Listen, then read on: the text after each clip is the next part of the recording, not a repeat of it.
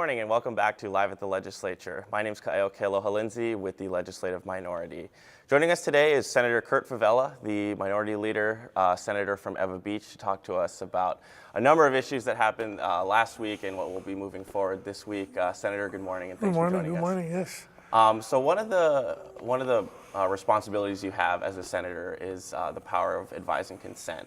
Yeah. And so what that means is, you get to sort of share your mana'o on whoever the governor appoints for, public safety, Hawaiian homes, all of that. And so we had two of those hearings last week. Right. And we'll start with the Department of Hawaiian Homelands.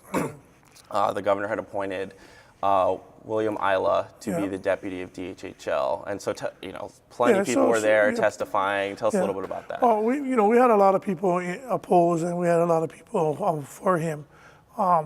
But like I shared with my family and my staff, is that if you listen to his interview, and I get blessed to be on all of them because I get to be on all of them. So which is good because I learn a lot. But when I listen to the candidate speak on their future, on their with Hawaiian homes, let's go straight to it. I wasn't impressed with his response to his candidacy. Even though I was the only one that voted no, a lot of people around the state on Hawaiian homes and not wasn't too keen with the rest of my fellow senators from what I'm hearing. But the decision that they made was their decision. But I felt that my personal view, what I had from the interview and talking to him previously, is that I don't think he's qualified to lead as a leader of Hawaiian homes, because what's going to happen, and because right now we don't have a governor's message for director, and he's going to be the interim director. Later on, he will be the director.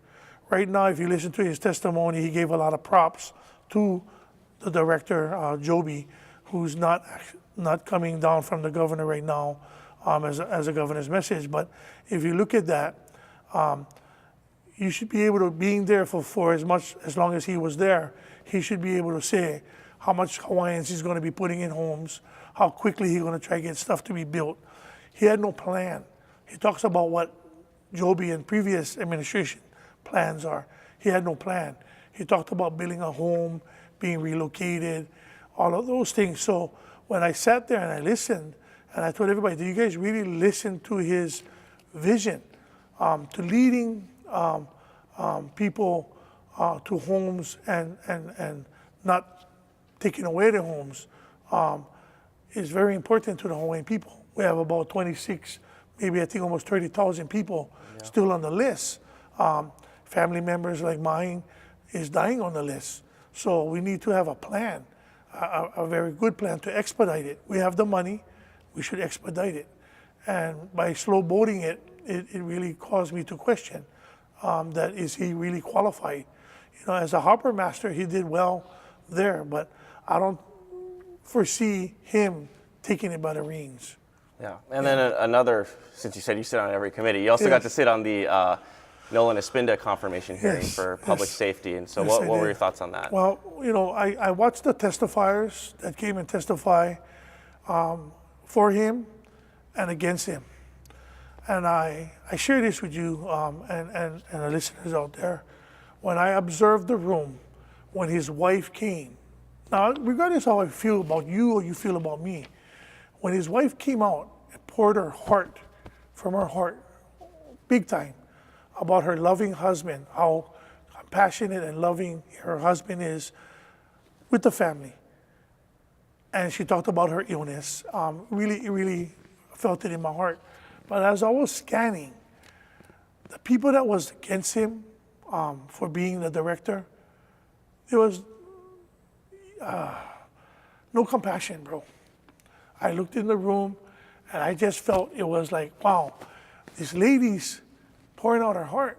I get tears in my eyes, so as the other, people in the audience, and and you can see emotion, yeah? Yeah. And the ones that came and testified on his behalf, they only came for one reason, not to him to be director. So I think they lost the humanness of themselves To me, that's what it felt like. So regardless of how you feel about somebody, but when somebody comes up, wife comes up, or somebody comes up and talk about the intimate relationship of her husband, you gotta have some kind of emotion. Unless you're only there for yourself, me, I, then yeah, you ain't gonna have any emotion. Nothing can penetrate the heart like that. And we know that for the test of time, from back in the day with Pharaoh, right? He hardened his heart, Yeah. you know? And that's what I felt. I felt these guys hardened their hearts so much that they couldn't see the beauty of what she was saying, regardless of how you feel about it, whether you want him the director or not. But when a man's wife comes out there like that, and you look at the people who is real and who is there for themselves, that's a determination that you can make very easily. And that's what I was really hurt about, that I seen that. And it was very disappointing. And then another, I think, really tough issue that you folks had to deal with last week was the A&B water rights bill. Right. It was HB 1326, and it may come to a Senate vote tomorrow, as it was without any of the amendments. And so tell us a little bit of your thoughts on that. And kind of the Hawaiian thing from the stances and beginning, everything. as I talked to my fellow senators and my staff, this is just more than just a water bill. I asked the Attorney General of course, A&B always been controversial with the water and sugarcane, and let's stop the sugarcane because sugarcane is not good for us now to burn them. Even though, look at me, nothing's wrong with me. I was surrounded by sugarcane in Ewa Beach. They burnt it all the time. But of course, they did what they did. They shut down the plantation. So I asked the Attorney General, I asked him, so when did this really pressure out more? Is when the sugarcane was using masses and millions of gallons of water, and now they're using way less, but they're still grumbling. It's all personal and self-centered, I guess, interest. What is that, how you say that? Self-interest. Self-interest. A lot of this is self-interest, bro. You can tell. Because the guys who shut down the sugar industry, they had plans for the land. And they don't agree with the land sale. So what they do, they rile everybody up. They're going to hurt guys on the Big Island and in Kauai. The ranchers, farmers in those neighbor islands are going to hurt because in Maui, some of the people, like you said, like I was trying to say, self-interest. Because they was upset on the land sale. They wanted to cut them up. They wanted to make hemp farms.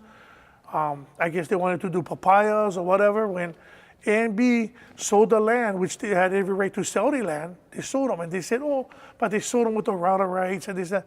But the real thing is, really look into it. Really, I talked to so many people on Maui. A lot of them don't have the same interests, don't have the same concern. It was all about the land. They wanted to do something else on the land. That's why they shut down the sugar industry so that they could come and try to swallow up the land, but A&B sold it. And that's what made them upset.